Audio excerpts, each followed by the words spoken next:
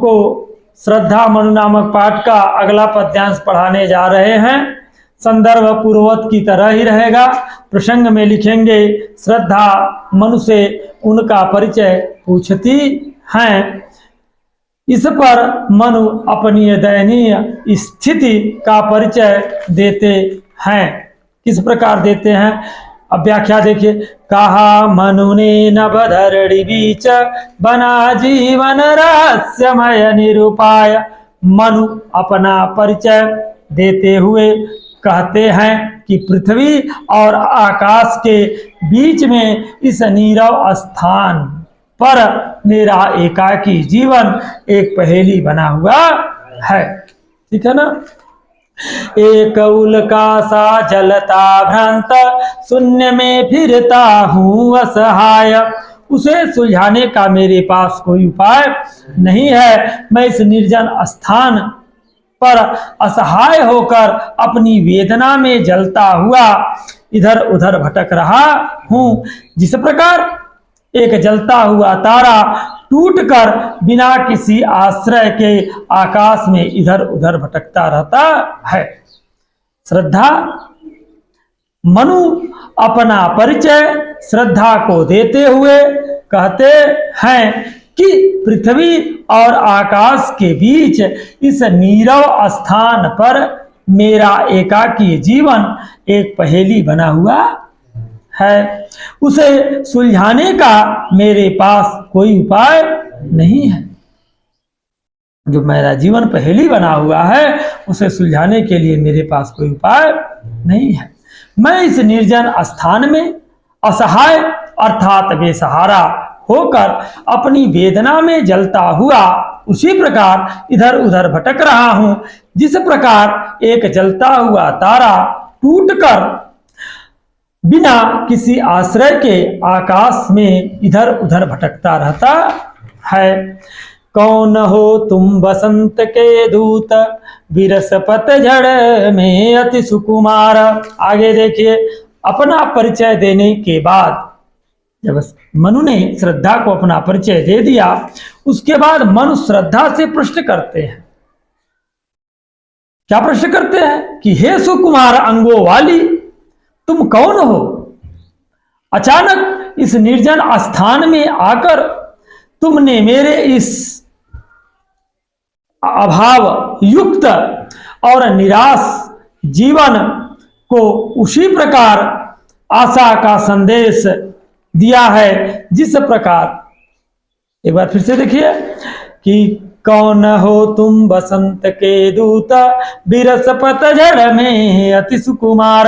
अपना परिचय देने के बाद मनु श्रद्धा से प्रश्न करते हैं कि हे सुकुमार अंगों वाली, तुम कौन हो? अचानक इस निर्जन स्थान में आकर तुमने मेरे इस अभाव युक्त और निराश जीवन को उसी प्रकार आशा का संदेश दिया है जिस प्रकार पतझड़ में कोयल क्या करती है, जिस प्रकार पतझड़ में कोयल अपने मीठे स्वर से वसंत के आगमन की सूचना देती है।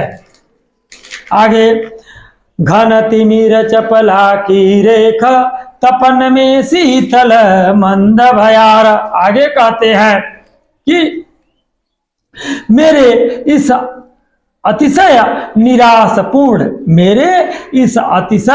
निराशपूर्ण जीवन में तुम आशा की किरण जैसी दिखाई दे रही हो।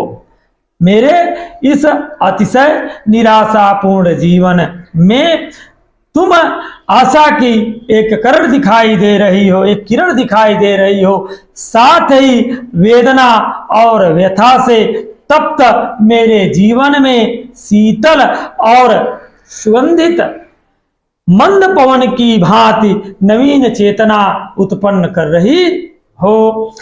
काव्य सौंदर्य में यहां लिख देंगे कि टूटे हुए उस तारे से मनु की स्थिति की तुलना करके कवि ने उनकी निराश्रयी और उद्देश्यहीन स्थिति का चित्रण किया है।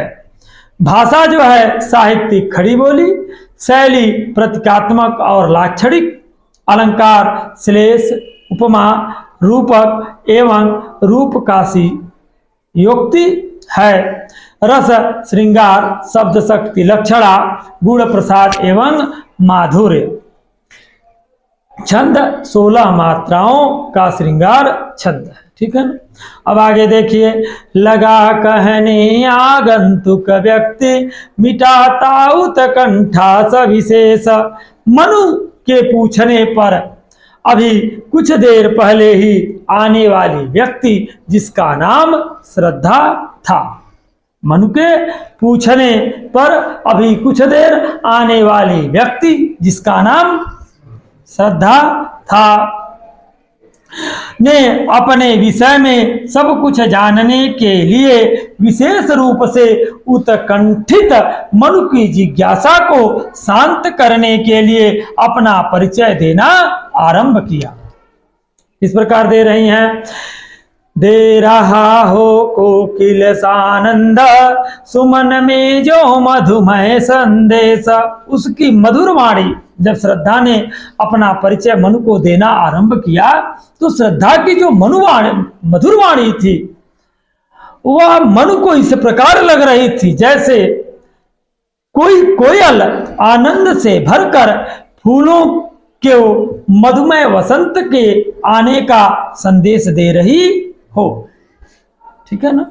आगे देखिए, भरा था मन में नव उत्साह, सीख लूं ललित कला का ज्ञान। ऐसी मधुर वाणी में श्रद्धा कहती है कि मेरा युवा मन नवीन उत्साह से परिपूर्ण था। मेरा युवा मन नवीन उत्साह से परिपूर्ण था, जिससे मेरे मन में ललित कलाओं के ज्ञान सीखने की इच्छा जागृत हुई। इसलिए मैंने ललित कलाओं को सीखने के लिए, ललित कला का ज्ञान, मैंने ललित कलाओं को सीखने के लिए इधर रह गंधर्वों के देश, पिता की हूँ प्यारी संतान। गंधर्वों के देश में निवास करती हूँ। मैं ललित कला को सीखने के लिए यहाँ गंधर्वों के देश में निवास करती हूँ। मैं अपने पिता की अत्यंत प्रिय संतान हूँ। दृष्टि जब जाती हिमगिरी ओर, प्रश्न करता मन अधिक अधीर। श्रद्धा कहती है कि जब जब मेरा मन या मेरी दृष्टि इस उतंग हिमालय पर पड़ती है, जब जब मेरी दृष्टि इस उतंग हिमालय पर पड़ती है। श्रद्धा कहती है कि जब जब मेरी दृष्टि इस उतुंग हिमालय पर पड़ती है, तब तब इसके संदर्भ में विस्तार से जानने के लिए मेरे मन में अनेकों प्रश्न जागृत उठते हैं और वे सभी मुझे बेचैन कर देते हैं। दृष्टि जब जाती हिमगिरी ओर, प्रश्न करता मन अधिक अधीर। श्रद्धा कहती है कि जब जब मेरी दृष्टि इस उतुंग हिमालय को देखती है, तब तब मेरे मन को बेचैन कर देती है। तब तब इसके संदर्भ में विस्तार से जानने के लिए मेरे मन में अनेकों प्रश्न उठते रहते हैं। धरा की सिकुड़न भयभीत, आह कैसी है क्या है पीर। कहती हैं, पृथ्वी की सिकुड़न के समान मन को भयभीत कर देने वाले इस उतुंग हिमालय का आखिरी स्वरूप क्या है।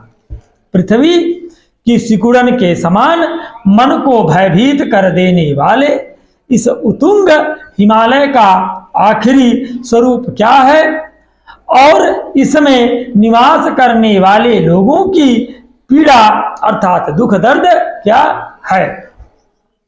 इसी प्रकार के अनेक प्रश्न मेरे मन में निरंतर उठा करते हैं।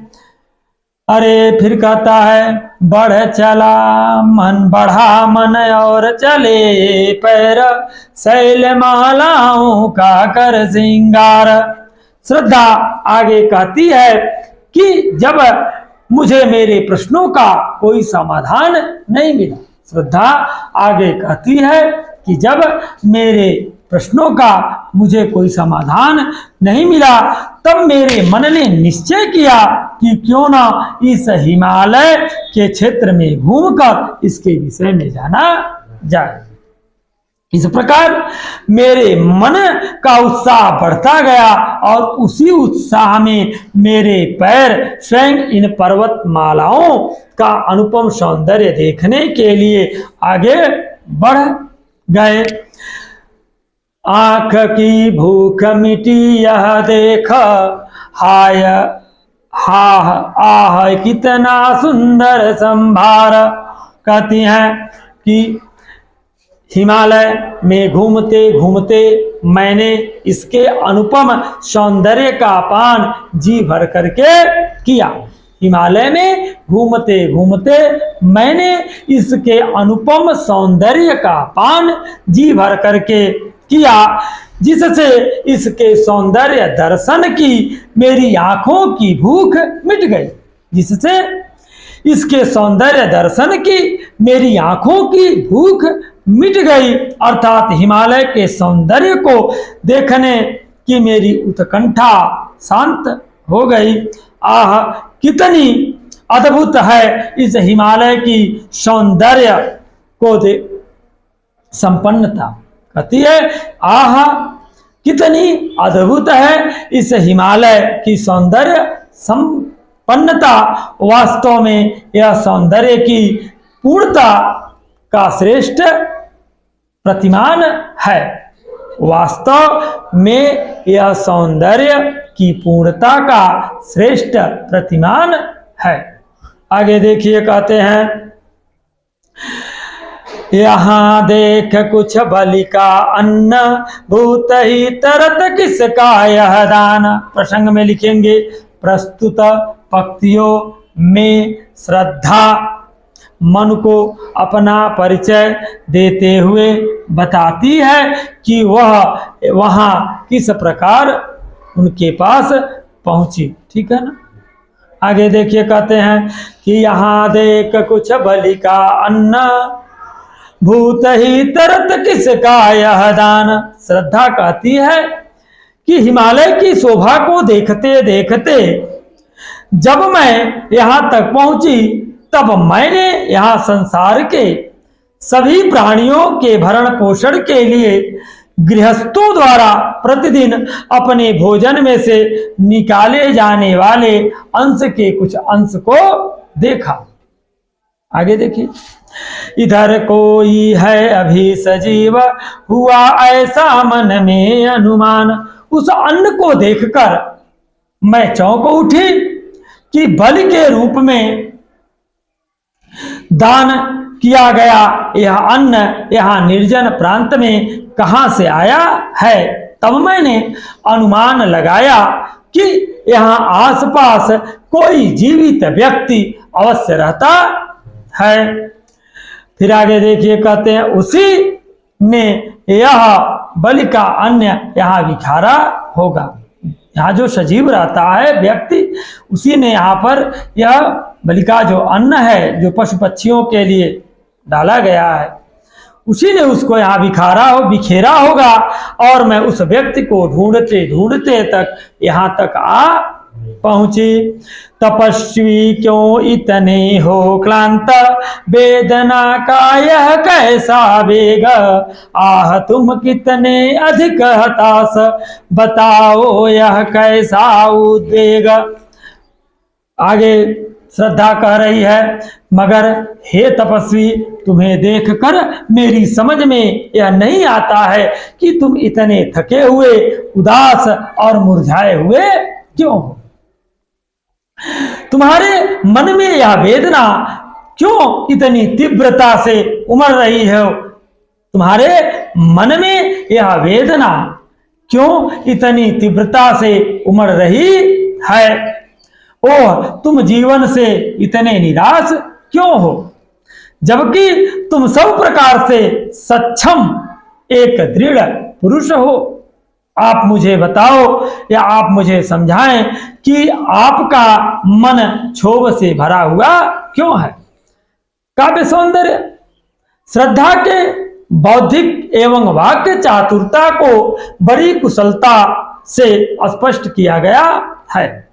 भाषा शुद्ध साहित्यिक खड़ी बोली, शैली प्रबंधात्मक, अलंकार प्रश्न और अनुप्रास, रस शांत, छंद 16 मात्राओं का श्रृंगार छंद, गुण प्रसाद, शब्द शक्ति अविदा है। आगे देखिए, दुख की पिछली रजनी बीत विकसता सुख का नवल प्रभात, एक परदाय झीना नील छिपाए हैं जिसमें सुख गात। प्रसंग लिखेंगे, यहाँ श्रद्धा मनु के हताश मन को प्रेरणा देती है। यहाँ श्रद्धा मनु के हताश मन को प्रेरणा देती है कि दुख की पिछली रजनी बीत विकसता सुख का नवल प्रभात। श्रद्धा मनु को सांत्वना देते हुए तथा उन्हें प्रेरित करते हुए कहती है कि दुख की पिछली काली रात के बीच ही सुख का नया सवेरा होता है। श्रद्धा मन को सांत्वना देते हुए तथा उन्हें प्रेरित करते हुए कहती है कि दुख की पिछली काली रात के बीच ही सुख का नया सवेरा होता है। अरे एक विकसता सुख का नवल प्रकाश, बीती हुई रात के एक परदाय झीना नील छिपाए हैं जिसमें सुख गात। बीती हुई रात के झीने नीले धुध लगे के समान बीते हुए दुख की रात के बीच ही सुख का अनुभूति प्राप्त होती है। बीती हुई रात के झीने नीले धुंधलके के समान बीते हुए दुख की अनुभूति सुख के बीच पर्दा बनी हुई है। अरे ईश्वर रहस्य वरदान कभी मत इसको जाओ भूल। कहती हैं कि वह सुखमय अरुण, अरे दुख की पिछली रजनी बीता विकसता सुख का नवल प्रभात, एक परदाय झीना नील छिपाए हैं जिसमें सुख गात। श्रद्धा मन को सांत्वना देते हुए तथा उन्हें प्रेरित करते हुए कहती है कि दुख की पिछली काली रात के बीच ही सुख का नया सवेरा विकसित होता है।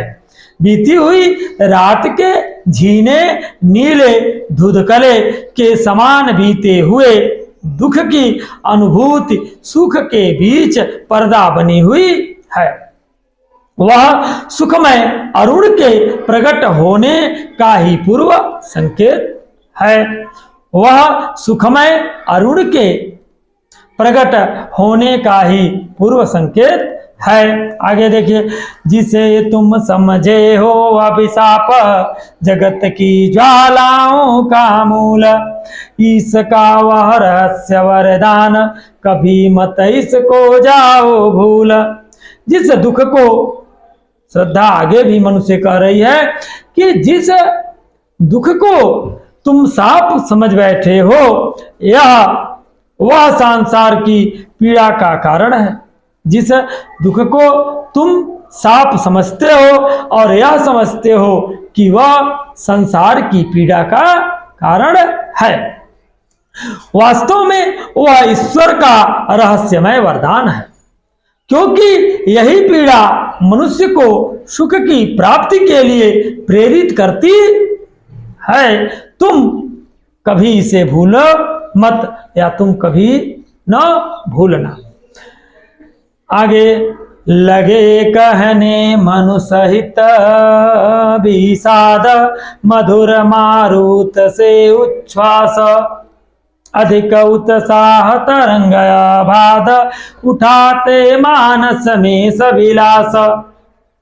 श्रद्धा की बातों को सुनकर मनु दुख से भरकर उससे कहना आरंभ करते हैं। श्रद्धा की बातों को सुनकर मनु दुख से भरकर उससे कहना आरंभ करते हैं कि तुमने तन मन को आह्लादित करने वाली अर्थात प्रसन्न करने वाली शीतल मंद सुगंध वायु के समान आनंद प्रदान करने वाले उच्छ्वासों के द्वारा जो विलासपूर्ण बातें कही हैं, वे निरंतर मन में उत्साह की अत्यधिक ऊंची तरंगें उगाने वाली हैं।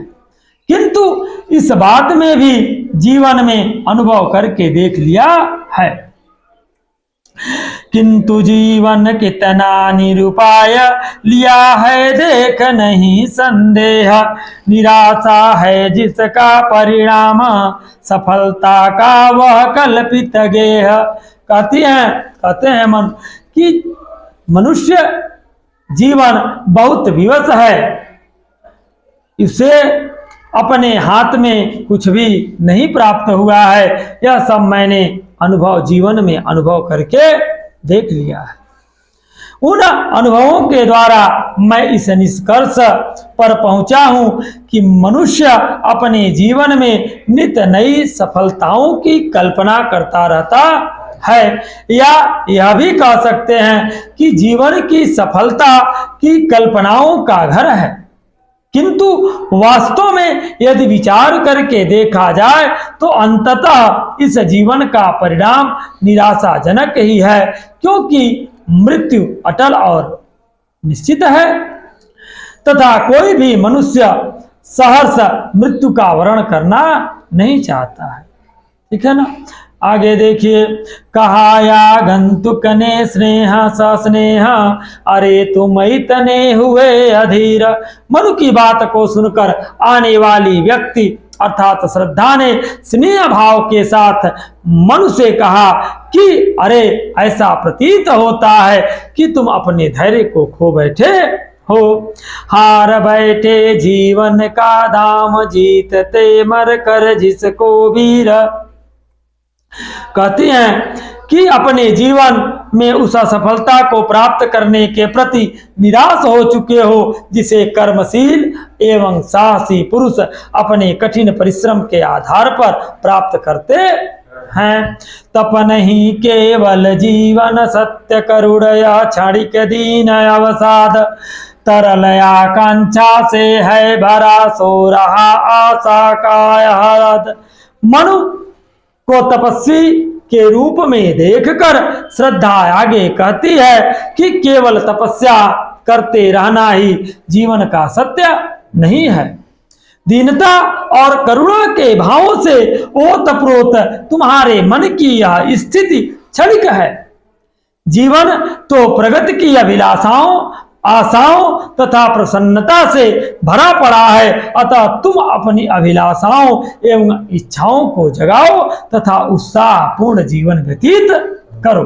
काव्य सौंदर्य में लिखेंगे कि श्रद्धा के द्वारा स्नेहपूर्वक मन के को प्रेरित एवं उत्साहित किया गया है। भाषा खड़ी बोली, शैली संवादात्मक एवं प्रतीकात्मक है, अलंकार मानवीयकरण, रस शांत, शब्द शक्ति लक्षणा, गुण प्रसाद, छंद 16 मात्राओं का श्रृंगार छंद है। आगे देखिए, प्रकृति के यौवन का श्रृंगार करेंगे कभी न बासी फूल।